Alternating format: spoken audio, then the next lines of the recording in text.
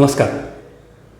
बीते 2 दिनों से मुंबई महाराष्ट्र में इंडिया की जो एकता हो रही है, मतलब बहुत सारे जो पॉलिटिकल पार्टियां हैं वो एक साथ आ रहे हैं, उनकी मीटिंग चल रही है। तो बड़ी बड़ी पार्टियों के बड़े बड़े नेता सारे यहाँ मुंबई आए हुए हैं। आज मीटिंग का तीसरा दिन है। ग्रैंड हयात होटल में ये मीटिंग चल रही है। बहुत सारी पार्टियां एक साथ आई, बड़ी अच्छी बात है। लेकिन आगे जाके कुछ समस्याएं हैं। मेरे ये समझ में नहीं आता कि इतनी बड़े बड़े पार्टियों के इतने बड़े बड़े नेता हैं, ज्ञानी हैं, कई सालों का अनुभव है, उसके बावजूद भी कुछ महत्वपूर्ण बातों पर ध्यान क्यों नहीं देते। एक तो सबसे बड़ा मुद्दा है ईवीएम का। जैसे कि पूरा देश जानता है, दुनिया जानती है, 2014 का जो चुनाव है, लोकसभा चुनाव, वो भी भारतीय जनता पार्टी ने ईवीएम को हैक करके मैनेज करके जीता है। और 2019 का भी चुनाव ईवीएम को मैनेज करके जीता है, ये सबको पता है। लेकिन उसके बावजूद भी ये सारे घटक, सारी पार्टियां, सारे नेता जो एक साथ आ रहे हैं, बाकी सारे मुद्दों पर बात कर रहे हैं, लेकिन ईवीएम पर कोई बात नहीं कर रहा। अब ये 14 में इनको रोक नहीं सके, 19 में रोक नहीं सके, 24 में कैसे रोकेंगे? जब मोदी ईवीएम के साथ धोखाधड़ी से चुनाव जीतता है और सत्ता में आता है, तो उसको कैसे रोकोगे? आप चुनाव प्रक्रिया में जाओगे, चुनाव लड़ोगे और चुनाव के बाद नतीजे आ जाएंगे। उसके बाद उसका अधिकार बन जाएगा कि मैं अभी प्रधानमंत्री हूँ और हमारी इतनी इतनी सीटें आई है और हम ही सरकार बनाएंगे। बिल्कुल बनाएंगे, जैसे 19 में बनाए, जैसे 14 में बनाए। तब आप क्या करोगे? जिस बात को लेकर आपको लड़ना चाहिए, उस बात को लेकर आप बात भी नहीं करते हो। कहाँ से आपको ये कॉन्फिडेंस आ रहा है कि आप जीत पाओगे 24 में? या फिर इतनी बड़ी समस्या है ईवीएम की, उसको आप अगर अनदेखी करते हो तो फिर आप लोगों में दूरदृष्टि का अभाव है। ऐसे आप चुनाव जीत नहीं सकते। तो ये सारी जो आपकी मेहनत है, कई दलों का एक साथ आना, नेताओं का एक साथ आना, पूरे भारत को एक सपना दिखाना।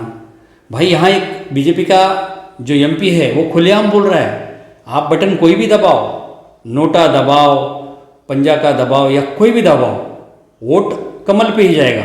खुलेआम बोल रहा है, सोशल मीडिया पे वीडियो वायरल हो रहा है। और इसके बावजूद भी कई सारी 19 की घटनाएं हैं। यहाँ तक कि कर्नाटक भी देख लीजिए, वहाँ भी जो ईवीएम यहाँ से वहाँ ले जाते हुए, प्राइवेट निजी व्हीकल में यहाँ से वहाँ ले जाते हुए पकड़ी गई, लोगों ने उस गाड़ी को पलटी किया, ईवीएम को फोड़ा। ये क्या है? ये ईवीएम मैनेज करने का यही तो सारा खेल है। जब पूरे भारत में ये बात पता चल चुकी है कि 20 लाख कुछ हजार ईवीएम गायब है, तो वो कोई एक किसान के घर तो नहीं होगी ना।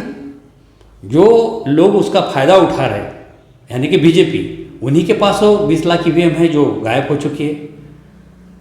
ये मुद्दा कर्नाटक के कोर्ट में भी उठा था, बार बार उठ रहा है।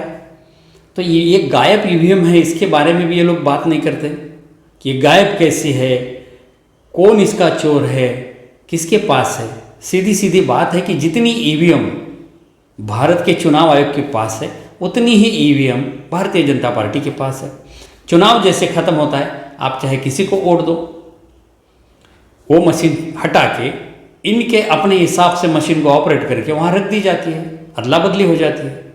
या फिर इसके पहले जैसे सुजा नाम का एक व्यक्ति है जो यूएस से बोलता है कि मैं ये सारे ईवीएम हैक करके इनको जिताता हूँ, खुलेआम बोलता है, उस पर भी कोई बात नहीं करता है।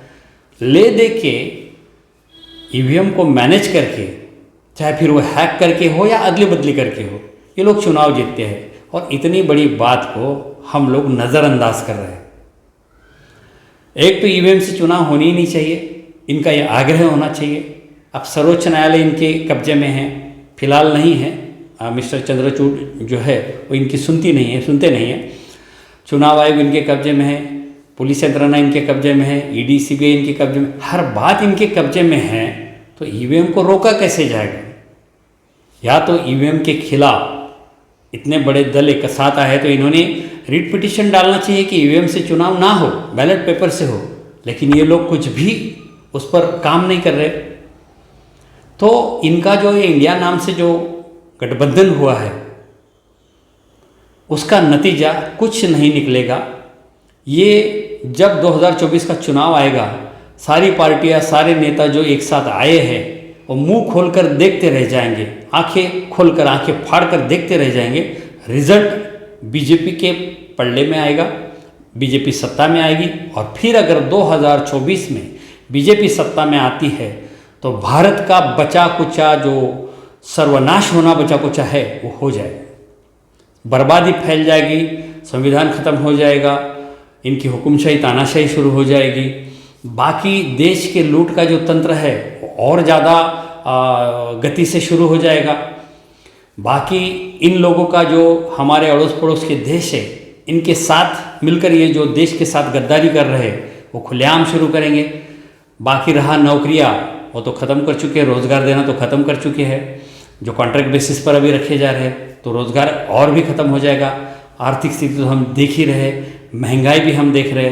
अभी बीजेपी का जो 200 का सिलेंडर जो कम किया है, दूसरे बाजू जो टोल टैक्स है वो 10% बढ़ा दिया है। मतलब आपको थोड़ा रिलीफ देंगे, आपके दाहिने जेब में डालेंगे, लेकिन दूसरे जेब से निकाल लेते हैं।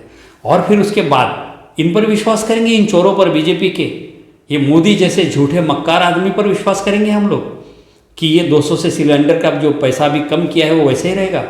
अरे उसके बाद 500 से बढ़ा देगा ये, खाली ये चुनाव तक ड्रामा है। तो साथियों, ये समझने की बात है, हमारे जैसे कॉमन लोग समझ रहे, लेकिन इतनी बड़ी बड़ी पार्टियों के जो बड़े नेता नहीं समझ पा रहे इस ईवीएम के खेल को और उस पर बात नहीं कर रहे।